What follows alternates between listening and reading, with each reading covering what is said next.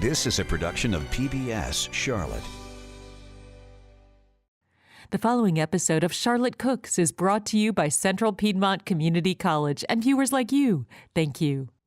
Coming up on Charlotte Cooks, guess what we're going to use these lemons for?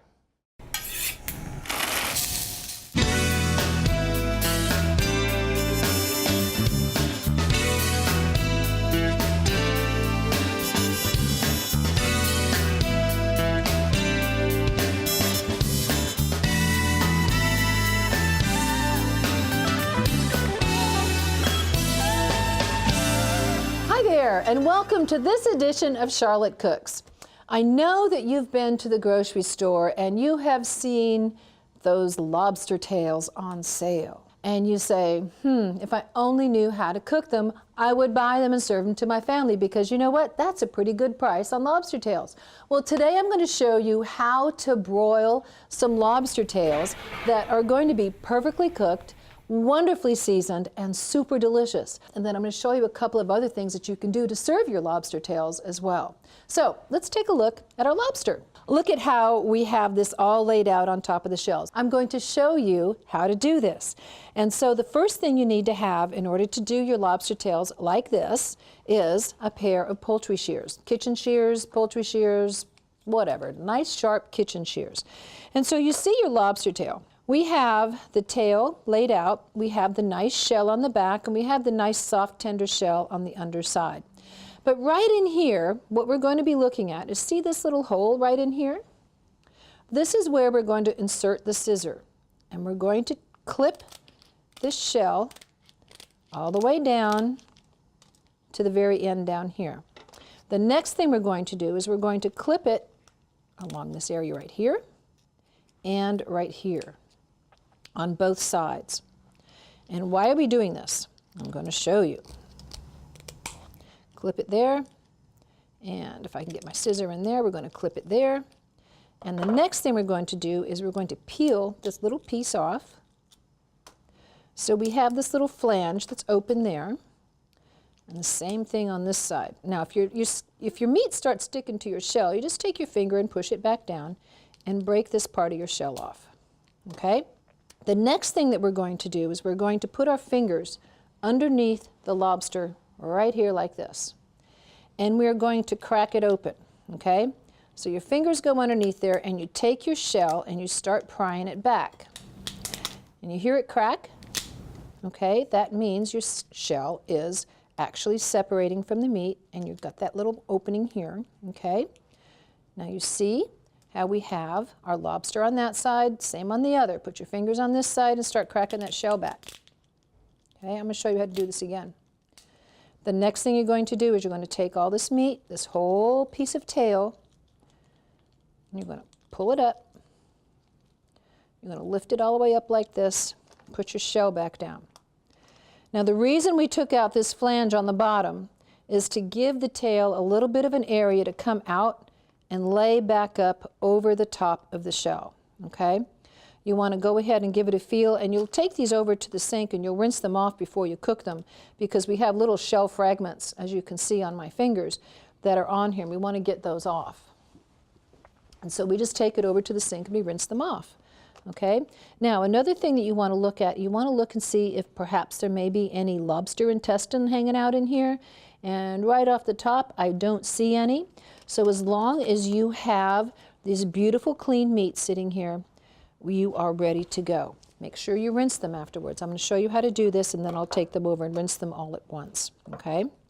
Once again, you take your scissor and you're not cutting the whole thing in half, you're just cutting it in half right here, okay? You're not even cutting it in half, you're just cracking open this shell. All the way down to the end. Take your scissor and snip that way, and do the same on the other side. Remove that little flange, and then we're going to pop it open again. Fingers underneath, so that when you crack it, you push up with those fingers, and you push down with this. Put your thumb along the side to loosen that meat from the shell. Fingers again, right under there. Crack it open. There we go. Fingers lined up right underneath here. Okay, and then you pull your meat out, lift it up, put your shell back together, and lay your meat on the top. All right, so you see that I've just cleaned this one, and we've got this mud track in here. This was what I was talking about with the intestinal tract. You want to remove that, okay? Because this, nobody likes to eat. Ew, gooey. Nobody likes to eat that. Okay, so if you find anything like that inside of your lobster, you want to go ahead and get rid of it. Now I'm going to rinse them off, and we're going to get ready to go under the broiler. We're going to make a seasoning mix, and then we're going to baste them with some butter. Let's rinse them. All right, so we have our tails. They're all washed, and what are we going to use for seasonings? Well, seasoning mix is really very easy to do. We're going to use a little bit of ground white pepper, and we're using white pepper because we don't want to see the dark black flecks. We're using a little bit of Old Bay seasoning. Why Old Bay seasoning? Because it tastes so good. We're going to use a little bit of salt, just a little bit, because salt just makes everything taste a little bit better. And we're going to use another seasoning called pimentón. A pimentón is a Spanish paprika, and what makes it different is that it's a smoked paprika, and it has a beautiful smoky flavor. And so when you put this into your lobster mix, what happens is your lobsters get a little bit of a smoky flavor to them, which is really kind of nice. Not much of a smoky flavor, but just a little bit. So you put all these seasonings into a bowl, and put a little more salt in here, and a little more Old Bay. You don't want it to taste like white pepper. You want a little bit of white pepper, but not all white pepper. Okay, so next we're going to do just a little bit of sprinkle dinkle, and I'm going to use my fingers for this because I just think my fingers are going to be a little bit more accurate than a spoon. Sprinkle dinkle all the way up and down the back of your lobster. And once we get a little bit of seasoning all over the lobster, you don't want to sprinkle it too heavy. What we're going to do is we are going to take a brush and some melted butter, okay, just plain old everyday melted butter, dip it in, and we're going to brush the back of each of these with some of this melted butter. Now if you didn't want to melt your butter, if you just wanted to take a strip of raw butter and put it on the back of this, you certainly could. Doesn't matter either way, but melted butter is just a nice way to go. Put it all over it. And when you put this onto your lobsters, because your lobsters are cold, your butter will probably harden. But guess what? It's going to melt again when it gets under the broiler, so that's okay, no problem. Okay? All right. So now these guys are ready to go under the broiler. And you're going to turn your broiler on. You're going to get your broiler good and hot before you put it under there, okay? We're going to wait before we put these under the broiler because I want to show you a couple of other things. When we're plating up our lobster to serve, we are going to be serving it today with a lovely light vinaigrette and a salad, and I'm going to show you some other things that you can do as well. So in order to make our vinaigrette, what we're going to do is we're going to take a little bit of white balsamic vinegar, put it into the bottom of a bowl. Now the ratio for making a vinaigrette is very simple, usually about 2 to 1 vinegar and oil. We're going to take a little bit of our Dijon mustard, put a little bit of Dijon mustard in here, just a little, because Dijon mustard helps add some flavor. We're going to add a little bit of herbes de Provence. Herbes de Provence because it's nice and herby, herbaceous. Herbes de Provence have a wonderful combination of herbs, marjoram and lavender and rosemary and all kinds of lovely things in here. It just smells so good. Want to smell? It smells so good. And it's beautiful too. It's just got a lovely, lovely combination of herbs inside of that. So when you buy herbes de Provence, you want to look at it and you want to make sure it looks vibrant and green and not dried up and brown, okay? So there we go for our herbs. Going to put a little bit of salt in here. And since we have white pepper right here, we're going to put a little bit of white pepper in here as well. Now before we add our oil, we're going to take a whisk. We're going to whisk this together.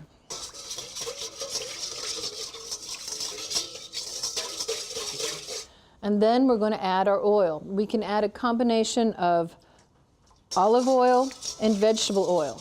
Now, why am I adding olive oil and vegetable oil? Well, let me tell you. If you've ever taken olive oil and put it directly in the refrigerator, what happens? Olive oil will solidify. But when you add a little bit of a vegetable oil to it, the dressing will not solidify because it has a little bit more of a tempering to it from the vegetable oil. And so that's going to be a wonderful combination because then your dressing won't be hard when it comes out of the refrigerator. It'll just be a really nice liquid consistency that you can pour it right over your greens, okay? So we have this vinaigrette ready, and we also have some salad greens here. And so our salad greens, we're going to take it and we're just going to pour this dressing right over the salad greens. And these salad greens are kind of sturdy greens. We have some frisee in here. We have a little bit of spring mix. And it's just a very, very simple salad. And there's nothing quite like taking a very simple salad with a beautiful dressing like this and putting an absolutely deliciously rich, well-cooked lobster tail on there with a nice little piece of bread. It makes a beautiful, beautiful, beautiful plate. So this is ready to go. We're going to let this sit just for a few minutes. Now, when you serve lobster, something else you like to do is make a flavored butter for dipping. You can use just plain clarified butter for dipping, and that's just fine. But if you wanted to add something else to it, we're going to turn our heat on low. We're going to add a little bit of herbes de Provence right into that butter. We're also going to take a little bit of garlic. And you can take your garlic, and since you're just adding the garlic for flavor, if you wanted to take this and put this on your microplane and make it really, really fine so that you can put it in there and you will just be in there, that's fine, you can do that. But in order just to add some garlic flavor, take your garlic and smash it, and then just drop that right into the butter. And so that way the garlic will go into the butter, and then you just dip your lobster into that garlic herb butter, and oh my gosh, it's so, so good. And then the bread you put on the table too, you know, just dip it all up. Really, really good. So now when you have everything inside of your butter here, you're just going to put that aside, and you're just going to put that on really low heat and just let that sit there for a while, because that's going to help those herbs and the garlic infuse into that butter flavor. And if you wanted to strain it out, you could spoon it out and put it right in your dish to serve it. Whatever way you want to do that, that's perfectly fine.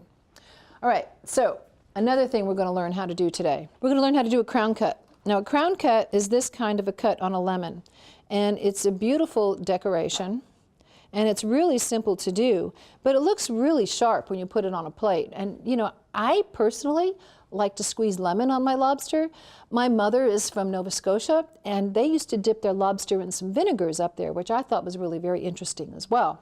So I'm going to show you how to do this. You're going to take a lemon, and all you're going to need is a knife, quite like this, and you're going to basically find the center of the lemon going around the center. So you're going to take your knife and you're going to put it in on an angle and make sure you go in at least halfway, okay? And you're going to rock your knife back and forth, because remember, lemons have seeds, limes do not, unless you're, of course, dealing with a key lime, and that's a totally different story. But you go all the way around. Now, do you have to follow the center and stay on a straight line? No, you don't have to. You can eyeball it and go around. But these are fun little things to put onto plates. Instead of just cutting the lemon into a wedge or cutting it in half, just do this and it cuts the lemon in half, but it also gives you a beautiful decorative edge. Notice I'm keeping this lemon on the cutting board. I'm not holding it in my hand. And why is that? Because I don't want the knife to slip and cut my hand. And so I use the cutting board, so the cutting board will receive the knife if the blade were to slip at all. Okay, so once I'm done with that, I'm just going to pull it apart, and there you go. Isn't that cool? One more time, because I think we could use a couple of these. If your lemons have these little ends on them, just pop them off. We don't really use those. Once again, back and forth with your knife. Now, if you did one side straight and one side angled, you're going to get a different look. But the thing is to make sure that you go at least halfway through. Now, you don't want to go all the way through and stick it so it comes out the other side of your lemon, but you do want to cut halfway through so you make sure that your lemon is going to separate when you're done. Okay?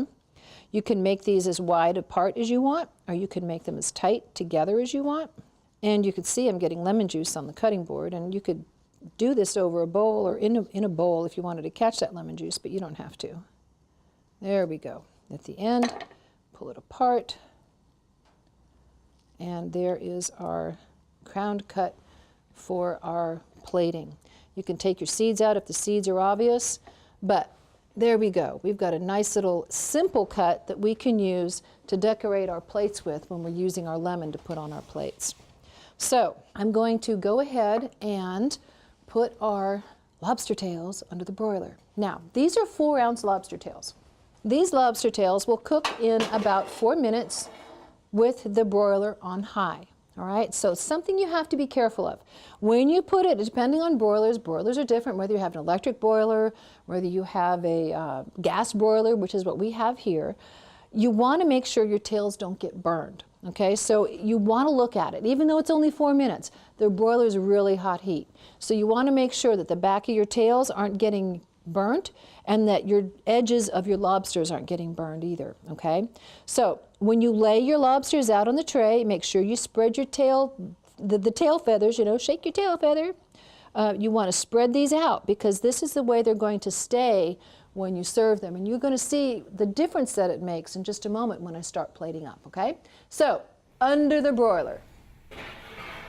Now these are 4-ounce tails and we're going to put them under for 4 minutes. If you get tails that are a little bit larger, then you want to increase the time under the broiler by about a minute according to the ounce size. If you have a 6-ounce lobster tail, then you will want to watch for 6 minutes. If you get a 10-ounce lobster tail, you want to watch it right about 8 minutes. Don't go up to 10 minutes on it because that might be too much. If you overcook lobster, it gets really, really, really rubbery. If you don't spread them out like this, if you just take them and just put them in boiling water, just the tails will curl up into tight little balls, almost like a really tight comma, and you won't have that long, elongated lobster tail. And so this is why this is a really nice way of doing it. You find this method being done in restaurants, in country clubs, anywhere they're serving an upscale lobster tail, you're going to find it. So now you know the trick on how easy it is to do it.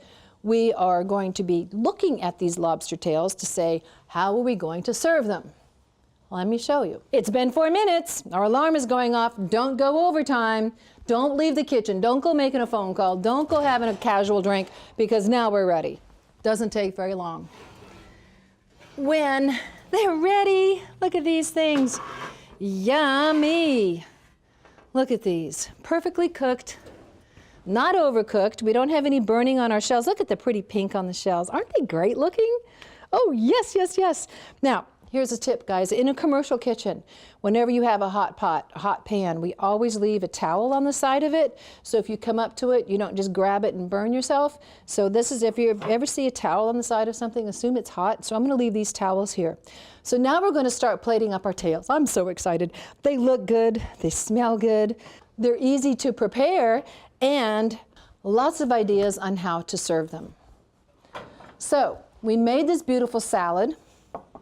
So I'm going to take this beautiful salad and I'm going to toss it up and I'm going to put a nice big pile of this gorgeous salad on here. I'm going to take one of my tails, maybe 2 of my tails because they're small. I'm going to put a tail here, and I'm going to put a tail here. Oh, yum. Oh, yum. Oh, yummy. Oh, I can't wait for you guys to try this. I'm going to put a lemon on here as well, and a lovely piece of garlic bread. Now, if you wanted to make a really easy piece of garlic bread, just take your bread, toast it, take a raw piece of garlic, and rub it over the toast. Let me show you. Once the bread is toasted, you take your raw garlic and just rub this over the toast. And it gives you a really lovely garlic flavor. And you don't have to make garlic butter or anything like that. So how about that for a plate? How would you like that? Wouldn't that be yummy? There's more. You can take the very traditional grilled steak with vegetables, potatoes, and put, which one? This one. A beautiful lobster tail on top. So now, what do you have? You have surf and turf. So here you go. A lobster tail on top of a beautiful grilled steak for your surf and turf. And even more. I feel like the guy on commercial, you know, with, and if you order now, We're going to make one more dish that's going to be very simple. It's a lobster roll. And so what you're going to do with your lobster tails, once they're cooked, take them and you can put them on your cutting board. We are going to simply add a little bit of mayonnaise in the bottom of the dish. We're going to take our lobster tails, going to actually cut them just a little bit.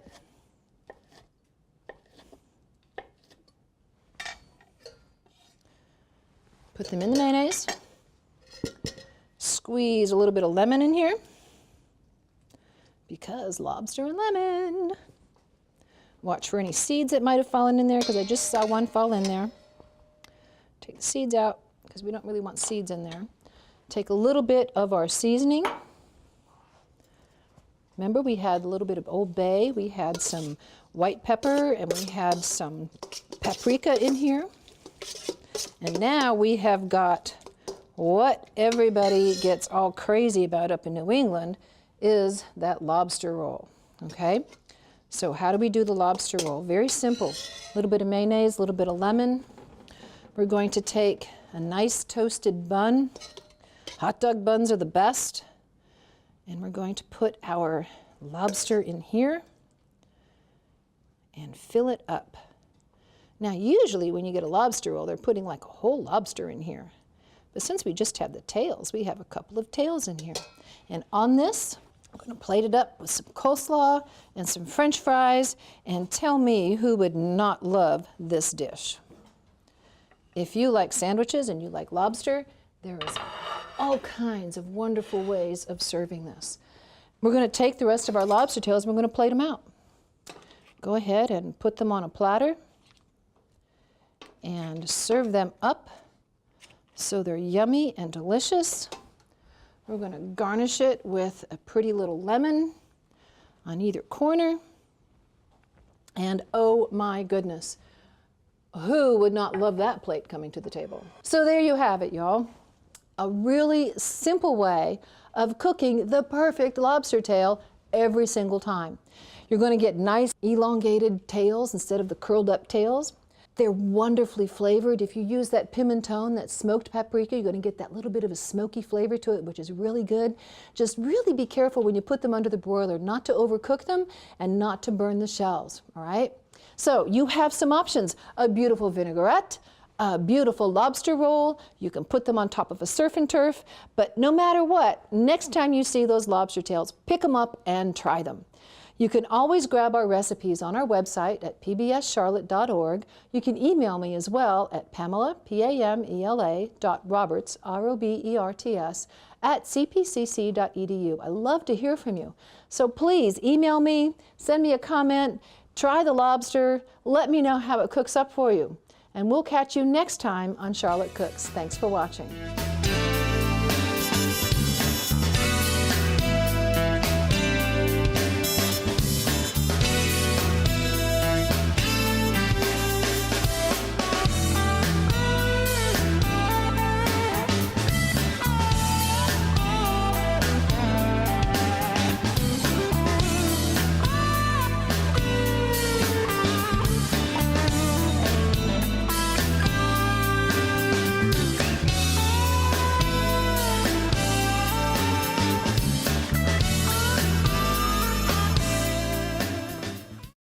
A production of PBS Charlotte.